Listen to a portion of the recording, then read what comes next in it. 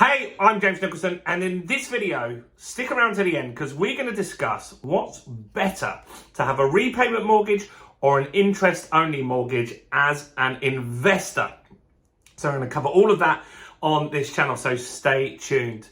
Now, I've been a property investor for 23 years, and a lot's changed in that time. Initially, when I started investing, I'm not going to lie, it was a lot easier. We had something called a self-certification mortgage, which basically you just told them how much you earned, and it was very easy to borrow money. Then we had the 2008 crash, and things changed massively. In fact, it became pretty difficult initially to get mortgages, and that's because banks were over-leveraged and they found it very, very difficult. In fact, tons went bust. My office is on Dorking High Street here, and I remember like the banks getting a run on them. Northern Rock was one. I remember people were queuing outside for days. So now as investors, you've really only got two types of mortgages that you can use, or three types of way you can buy really. So you can buy a property with cash, and if you're fortunate enough to do that, then that's wonderful. Maybe you've got some inheritance. Maybe you're very good at saving. I'm not, I'm a spender.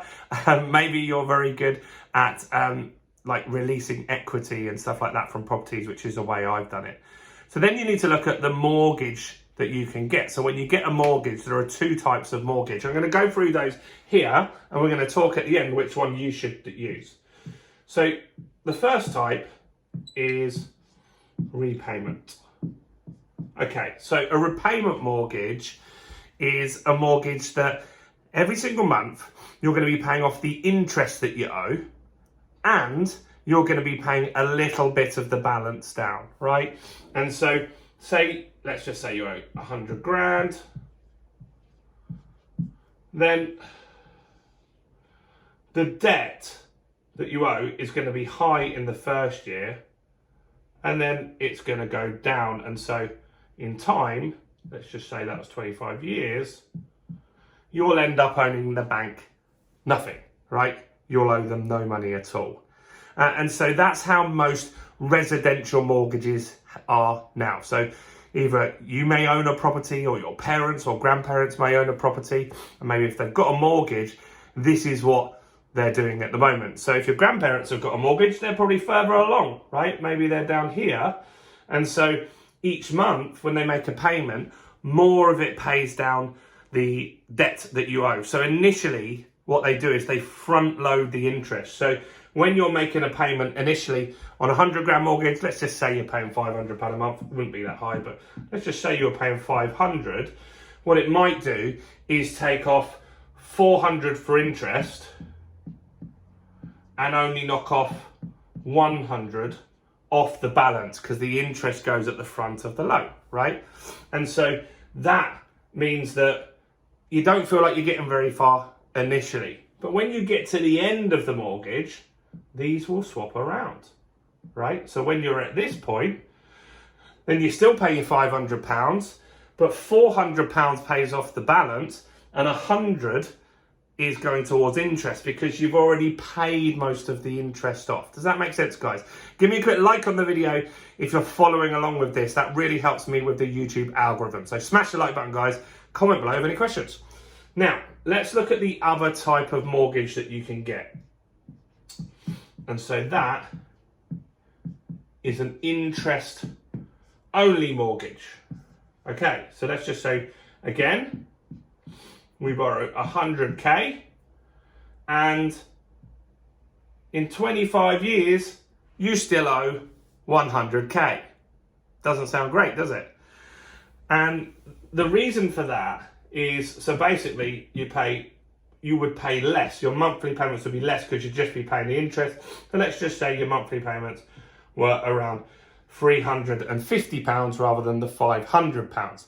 Which is how it works with interest only. It's going to be a lower monthly payment because you're not paying any of the capital down and the debt down that you owe, right? So this amount never changes. So you're going to constantly owe that money, which does sound a little worrying. But the thing is that 100 grand today is a lot of money.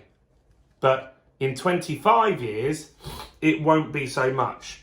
And think about this. Maybe ask your parents or your grandparents, how much did they pay for their house? Maybe you know that. Comment below. If you know of anyone in your family that bought a house a long time ago, how much did they buy the house for? Just for me, my first property was a studio flat in Dorking in Surrey. I bought it for 45 grand, right? I bought it for 45 grand. It's now worth 250 grand because of inflation. Things go up in value over time. Now, at the time of buying that house, I bought it with let's just say it was a 5 grand deposit. It was a bit less than that.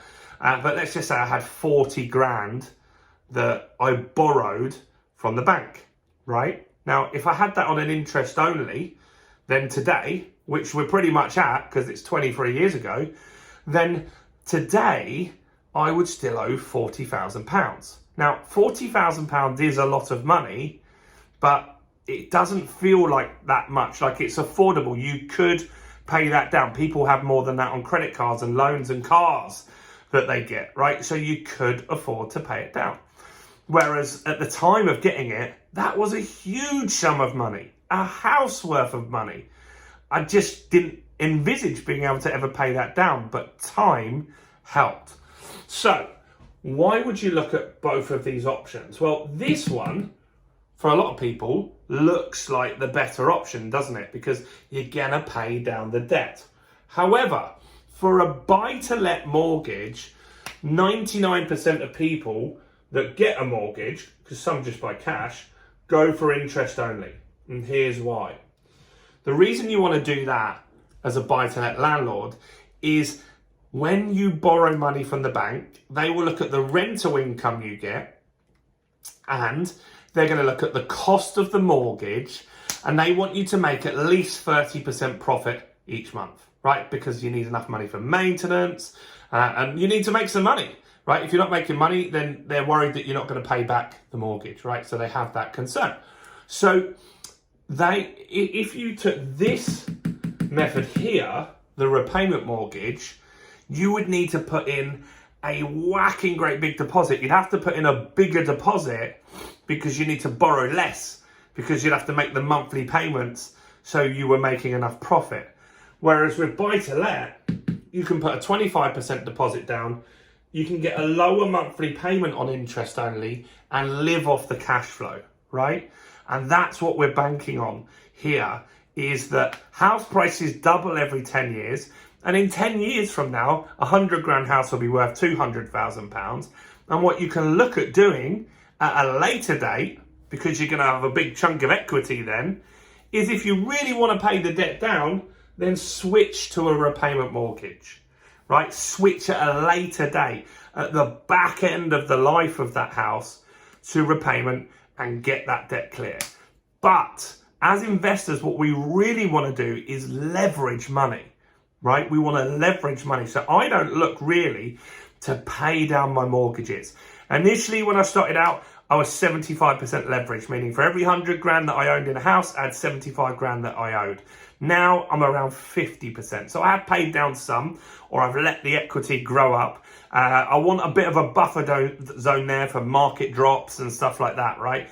But I still borrow against the property. So as soon as the property goes up in value, if I buy a 100k house and then it goes to 200k, when I bought it at 100k, they would lend me 75% of the value of the house, meaning they'd lend me 75 grand, meaning I need to put in 25, right?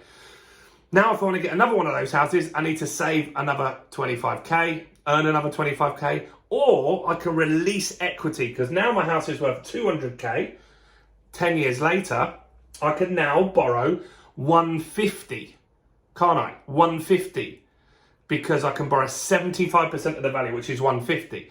Now I still owe 75 grand, because if I borrow 75 grand on interest only, I'm never paying it off, I'm just paying the interest.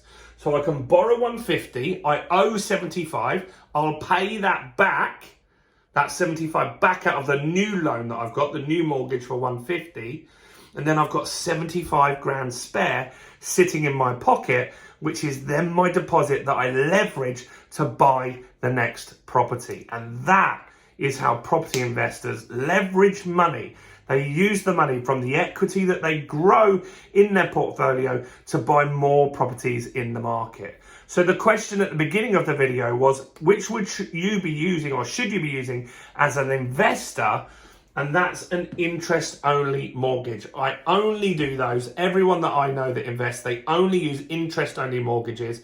Now, on your own residential property that you live in, that should be repayment, because you want to clear that debt down, because when you're older, you don't want the liability. The difference here is you're not paying this, are you? Right? So if you've got a 100 grand house, that'll rent for 600 quid all day long.